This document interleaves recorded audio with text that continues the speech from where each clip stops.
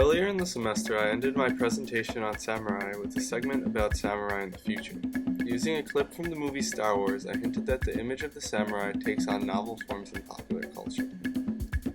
Before talking more about this, I'd like to highlight a historical moment that I think informs a lot of modern samurai imagery. In The Last Samurai, we see the moment that Japan chose to abandon its samurai lineage and adopt Western military standards. This moment broadly leads to the dropping of the atom bomb, which did not fare well for Japan. This pivotal moment has had a huge impact on Japan's popular culture. There's a pervading sense of the apocalyptic. There's also a reintroduction of the traditional Japanese culture in pop culture as well. In this clip from Afro Samurai, you see a blending of what is uniquely Japanese, the samurai, with that which is not, African American or hip-hop culture.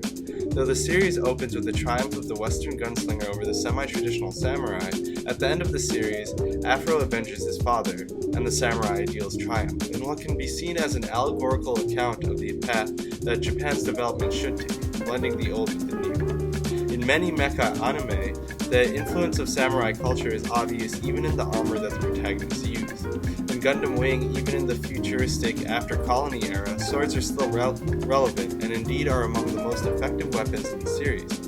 Even though these massive mecha are fighting each other, spraying one another with bullets, at times the only weapon that seems to be effective is the beam saber, a futuristic equivalent of the samurai sword.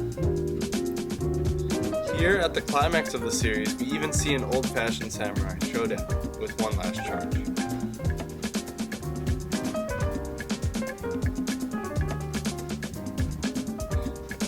In Gundam Wing, we also observe the presence of a lady samurai.